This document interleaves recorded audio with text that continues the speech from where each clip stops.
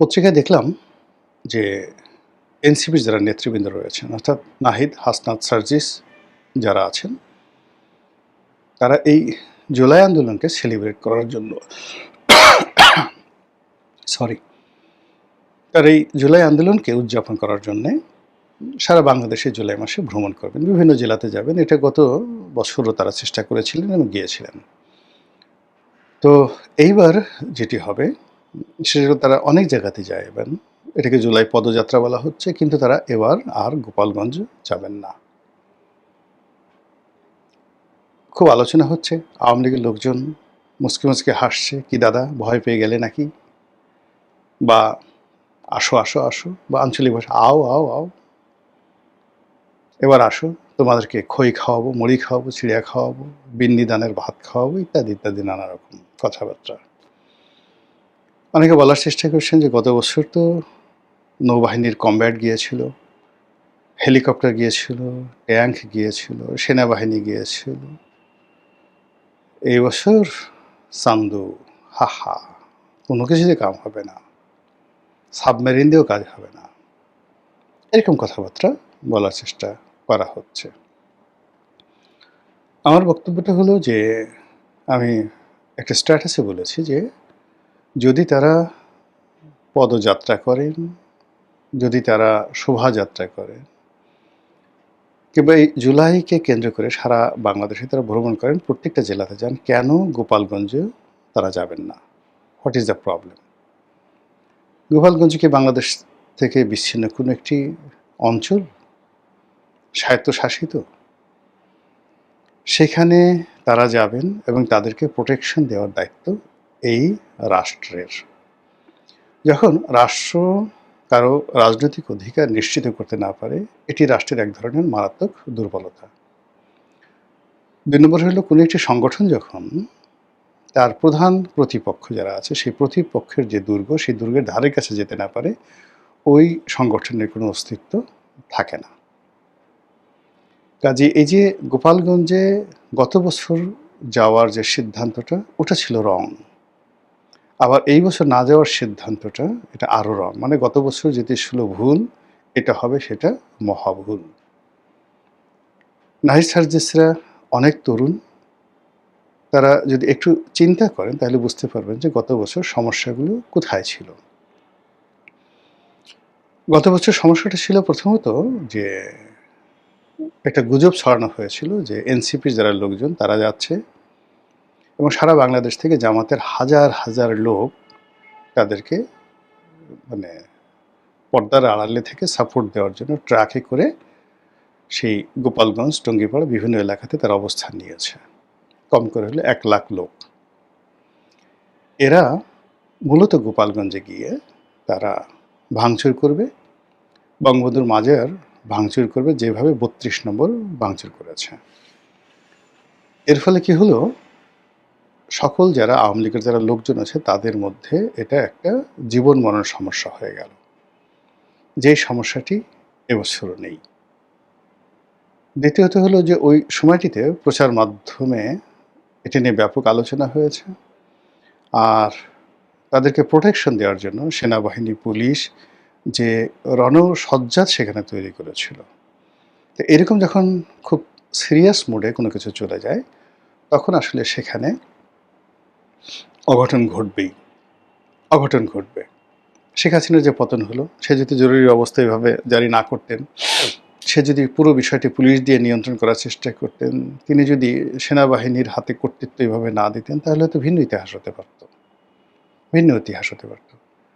আবার পুলিশ বা অন্যান্য যে সকল তার যে ফোর্স ছিল, তারা যদি কঠোর না হতেন, গোলাগুলি না করতেন, একের পর এক যাকে বলা হয় যে হত্যাকাণ্ড, সেটা যদি না এখন সেটা যেই করেছে না কেন, যত কথাই বলেন না কেন, সরকারের পক্ষ থেকে তো একটা ঘটনা ঘটানো হয়েছে, একাধিক ঘটনা ঘটানো হয়েছে, নির্মম ঘটনা ঘটানো হয়েছে। তো এইগুলো যদি না ঘটতো তাহলে হয়তো এরকম জুলাই আগস্টের বিপ্লবের যে দিনক্ষণ ৫ তারিখে যে ঘটনাগুলো ঘটেছে, এটি নাও ঘটতে পারত। তো সেক্ষেত্রে গত বছর যে জুলাই মাসে গোপালগঞ্জের যে ট্র্যাজেডিগুলো ঘটেছে, ওইরকম একটা ট্র্যাজেডি ঘটানোর জন্য আসলে ঘোষণা দিয়ে কোথাও, কোথাও মারামারি হয় না। এটা অলনে ছাড়েন। তো এভাবে ঘোষণা দিয়ে ঢাকা শহরে যেভাবে বঙ্গবন্ধু এভিনিউতে আওয়ামী লীগের অফিস তছনছ করা হয়েছে, যেভাবে সুধা সদন তছনছ করা হয়েছে, যেভাবে ৩ নম্বর সড়কে আওয়ামী লীগের যে সভানেত্রীর অফিস তছনছ করা হয়েছে, সারা বাংলাদেশে আওয়ামী লীগের অফিস, বাড়িঘর পোড়ানো হয়েছে, যেভাবে ৩২ নম্বর ভাঙচুর করা হয়েছে, এরপর বঙ্গবন্ধুর যে মাজার, এটাকে নিয়ে আওয়ামী লীগের যেকোনো লোকের মধ্যে একটা জিদ চলে এসেছিল। এখন এবছর কিন্তু সেটা নেই। এবছর সেটা নেই, এই কারণ হলো এবছর আওয়ামী লীগ অনেকটা লিবারেল হয়ে গেছে। এবং গত বছর গোপালগঞ্জে যে সেনাবাহিনীর কমব্যাট অপারেশন, সেই অপারেশনে আওয়ামী লীগের বহু মানুষ মারাত্মকভাবে ক্ষতিগ্রস্ত হয়েছেন। বহু মানুষ জেলে গেছেন, হয়তো কেউ ছাড়া পেয়েছেন, অনেকে ছাড়া পাননি। তো সব মিলিয়ে ঠিক ওইরকম যে আবার একটা প্রতিরোধ গড়ে তুলবে, আবার একটা আন্দোলনের ডাক দেবে, আবার জাগো বাহে কণ্ঠে সবাই, এটা হয় না। দ্বিতীয়বার মানে প্রত্যেকটা জিনিসই ইতিহাসে একবার ঘটে, দ্বিতীয়বার ঘটে না। ফলে ওই সময়টাতে গোপালগঞ্জবাসী যে কাজগুলো করেছেন সেটা এই বছর তারা চেষ্টা করলেও করতে পারবেন না। ২ নম্বর হলো যে এখন সেনাবাহিনী হয়তো গত বছরের মতো এভাবে প্রোটেকশন দেবে না। এক কারণ হলো এখন ডক্টর মোহাম্মদ ইউনূস নেই, এনসিপিরও সে আগের রমরমা অবস্থা নেই। আর এনসিপির যারা নেতৃবৃন্দ রয়েছেন তাদের মধ্যে কেউ কেউ এখন সংসদ সদস্য হয়েছেন, তাদের দায়িত্ব বেড়েছে, কর্তব্যবোধ বেড়েছে, তাদের সেই জিহাদি জোশ কমেছে, তারা অনেকটা দায়িত্ববান হয়ে পড়েছেন। রিজনেবলি তারা এখন চেষ্টা করছেন two B a national leader, একজন জাতীয় নেতা হওয়ার চেষ্টা করছেন। তো সেক্ষেত্রে আপনি দেখবেন যে এদের অনেকের ভাষা অনেকটা মার্জিত।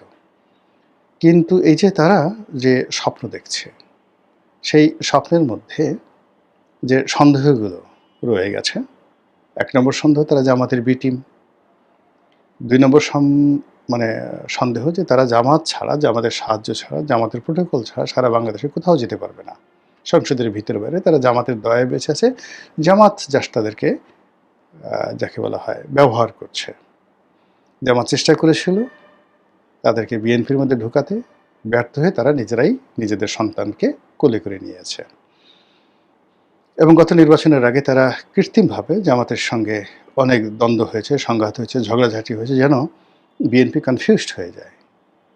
তারপরে অন্যান্য ইসলামিক যে দলগুলো তারা কনফিউজড হয়ে যায়, কনফিউজড হয়ে তারা যেন সেই এনসিপিকে কোলে তুলে নেয়।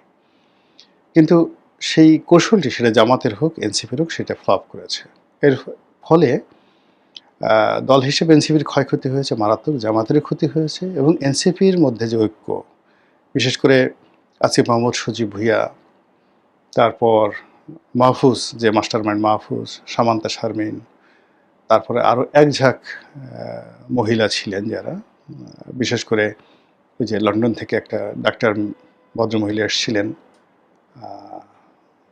আরেকজন ডাক্তার আছেন টেলিভিশনে টকশো করেন আর কি। তো ওনারা সবাই এই জামাতের সাথে সম্পৃক্ততা হওয়ার কারণে তারা অনেকে চলে গেছেন, ইনক্লুডিং নীলা ইব্রাহিম সহ। তো এই অবস্থাতে এখন এনসিপি আবার নতুন করে রিঅর্গানাইজ হচ্ছে। তারা ডক্টর মোহাম্মদ ইউনূসের জন্মদিন পালন করেছে, সেখানে ডক্টর মোহাম্মদ ইউনূস নেচেছেন, এনসিপির যারা নেতৃবৃন্দ তারা সেখানে গিয়েছেন। তারপরে তারা আগামী ১০ বছরের মধ্যে রাষ্ট্র ক্ষমতা লাভ করার জন্য যত কাজকর্ম করা দরকার সেভাবে করছেন।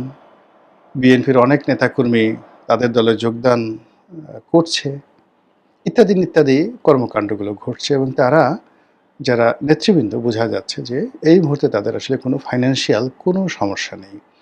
একটি দল পরিচালনা করার জন্য যে অর্থবিত্ত যা কিছু দরকার কোত্থেকে যেন তারা সেই টাকাগুলো পাচ্ছে। এবং তাদের যে সকল মিত্র, গুপ্ত মিত্র ছিল সেই আন্দোলনকালীন সময় বা আন্দোলন পূর্বকালীন সময়, প্রায় সবাই এখন আবার প্রকাশ্যে এসে তাদের সঙ্গে যোগ দিয়েছেন।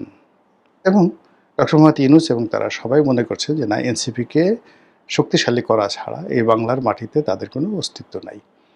তো এই যে এনসিপি, তাদেরকে বাঁচতে হবে, তাদেরকে সারভাইভ করতে হবে, তাদের অস্তিত্ব বজায় রাখতে হবে, আরও অনেক কিছু। এবং সেই কাজগুলো করার জন্য সারা বাংলাদেশকে তারা ওন করবে, এটাই স্বাভাবিক। এখন তারা যদি সেই গোপালগঞ্জকে ভয় পায়, তাহলে কয়দিন পরে তারা ফরিদপুরকে ভয় পাবে, রাজবাড়ীকে ভয় পাবে, শরীয়তপুর মাদারীপুরকে ভয় পাবে, এরপর মাদারীপুর থেকে এসে বরিশালকে ভয় পাবে, পিরোজপুর, ঝালকাঠি, বাগেরহাট, খুলনা।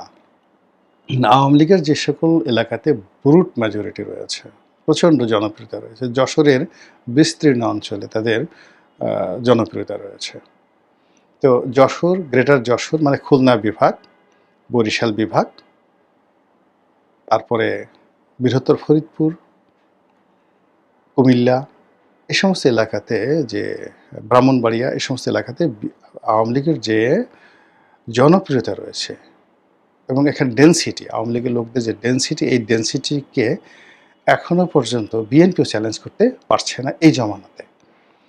তো সেই ক্ষেত্রে এনসিপির মতো একটি নবীন দল, তারা এই গোপালগঞ্জকে যদি ভয় পায়, এই ভয় তাদের মধ্যে বাড়তে থাকবে। আর গোপালগঞ্জে তারা গেল না, তখন এই আওয়ামী লীগের মধ্যে একটা প্রতিযোগিতা শুরু হয়ে যাবে যে গোপালগঞ্জ যদি পারে, আমরা কেন পারবো না। গোপালগঞ্জকে তারা ভয় পেল, আমাদেরকে ভয় পাক।